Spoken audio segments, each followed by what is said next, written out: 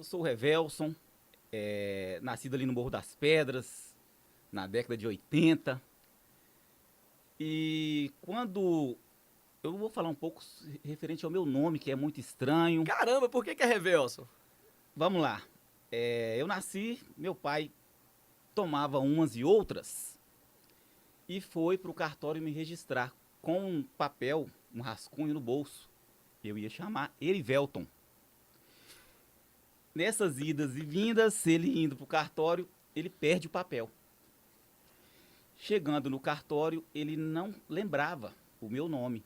E ele começou a falar algumas palavras, o que a escrivã entendeu foi o que ela escreveu. E aí ficou Revelson. Ele chegou animado lá no cartório? Chegou chumbado, né? Enfim, meu pai retorna com a certidão de nascimento. Meu Deus do céu. E todo mundo querendo entender o que estava escrito, como que falava, como se pronunciava. E Dona Leonina, hein? Resumo. Vamos chamar esse menino de Beto? Vai ficar melhor para todo mundo. Pessoal do interior, humilde, não sabia. Ficou o Beto. Sério? De Revelson pra Beto, que... Se fosse dupla sertaneja, eu ia falar, não, eu era Revelson, mas eu encontrei o outro parceiro aqui e acabamos achando melhor Beto. Mas então assim, eu posso tratar o episódio inteiro como Beto? Beto, por favor. E depois a gente vai... Volta pra Revelson, volta pra Beto, mas Beto é... Bora pra cima. Como que foi a infância do nosso Beto? Beto é filho único ou teve mais outros? Somos 3 homens e uma mulher. Eu sou do meio. Ah, tá. O caçula é o Lúcio Vinícius. Eu sou o Revelson, né, do meio. Eu tenho o Charles, que é o irmão mais velho. E tem a minha irmã mais velha, que é a Lucinéia. Então são 4 pessoas lá. 4 pessoas, 3 homens e uma moça. Ah, tá. Acho que recentemente eu vi nas redes sociais um aniversário lá e tal. Nossa, que bacana. Conta aí, Beto, nessa infância aí, você foi criado toda a vida lá no Morro das Pedras. Como é que foi essa infância com a turma lá? Eu sei que todo mundo vai, joguei bola, fiz aquilo, mas conta coisas boas assim, pô, tem saudade de tanta coisa. Cita várias que você lembra que era bom demais lá no Morro das Pedras. Rodrigo, eu vou citar algumas brincadeiras de mau gosto com meu nome na escola. Naquela época existia o sabão Revel. E aí, cara, se fosse nessa época de hoje, seria bullying.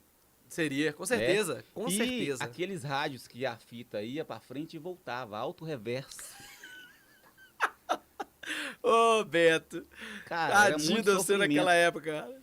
Então, o que acontece? E quanto mais você ficava aperreado, mais pegava. Pior. Ah. Eu ia pra casa e eu comentei outro dia que se fosse nos dias de hoje, se eu sofresse tanto, fosse pra casa, fosse pra uma tela de celular, pra tela de televisão, eu ficaria meio perturbado.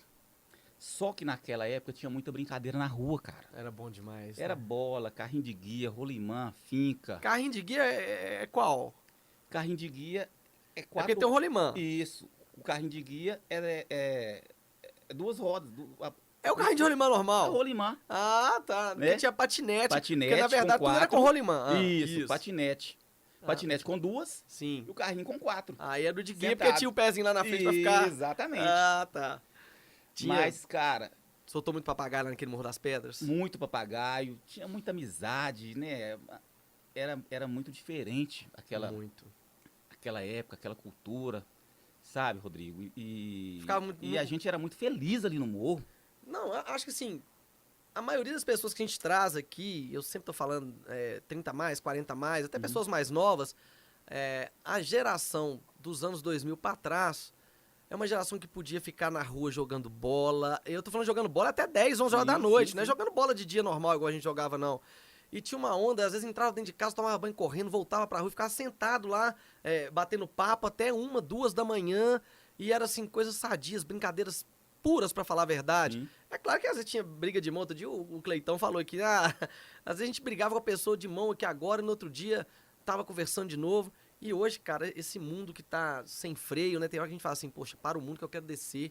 Tá? E eu fico brincando muito que aqui, ó. Aqui estragou muito, né? A tecnologia. Agora, eu acho que vai piorar mais ainda que tem a IA, né, inteligência artificial. Tudo é pro bem e pro mal, né? Infelizmente, não tem só o bem. Existe o bem e o mal. O mal é que não pode superar o bem, né? Porque a música do Arlindo Cruz fala, né? Que o bem ilumina o sorriso, que traz proteção, e se a luz do sol não para de brilhar, ainda existe noite e luar. O mal não pode superar quem tem fé, seja para rezar, para orar. Então eu acredito que o bem ainda vence o mal e vai continuar vencendo sempre. Mas quando você estava lá brincando com essa galera, nessa pureza toda, cresceu com os amigos lá do bairro, conta pra gente um pouco das coisas que serviu de lição que você trouxe para essa vida de homem, de Carol, isso aqui eu vou manter, porque ser criado em qualquer lugar, mas na comunidade é um pouco mais difícil, porque a gente que vive comunidade, que está sempre, sabe que ali é um lugar que você tem que estar bem atento para não andar para o lado errado, para estar sempre andando no caminho certo. Rodrigo, os meus pais são do interior, então são pessoas muito guerreiras, né? Trabalhadoras, batalhadeiras mesmo. E o meu pai, ele ensinou a gente o caminho certo, independente das pingas, das cachaças. Ele era muito guerreiro, então sempre ensinou a gente a andar no caminho certo. Muito bravo ele? Bravo e correto, né? Cortava no couro? Cortava. Vara de marmelo já passou nessas pernas aí? Cortava, magrinho e o que geralmente a galera fala, ó, apanhou na rua, apanhou em casa. Todo mundo fala isso aqui, né? É verdade. E é verdade, cara, entendeu? Mas, assim, sempre trabalhei muito cedo, comecei a trabalhar muito cedo, né? Uhum. Então, graças a Deus, meu pai forjou homens de caráter. Mulher de caráter, né? Então, Dona Leonina lá edificando lá, né? Porque naquela época mesmo, hoje em dia tá muito diferente, né?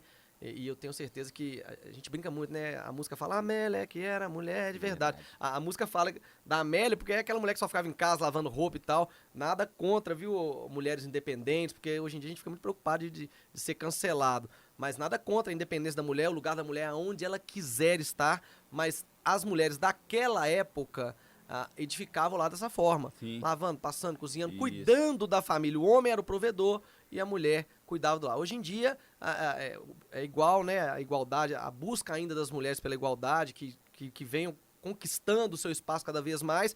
Mas o homem saía para trabalhar na lavoura, o homem saía para trabalhar. Eu lembro que meu pai falava muito, né? Que ele trabalhava numa fábrica de celulose também, ficava até aqui com água a noite inteira trabalhando para sustentar 5, né?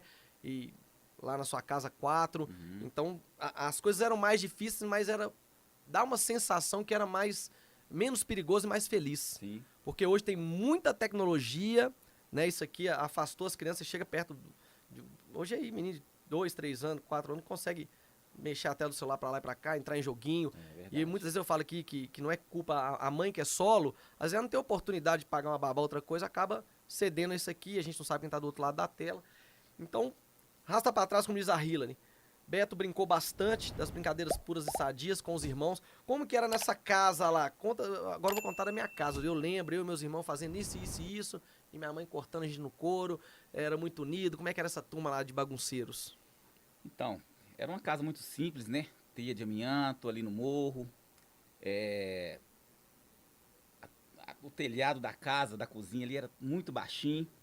E, cara, foi uma infância muito linda. Tínhamos o quintal, tínhamos plantações, sabe? E era uma coisa muito saudável,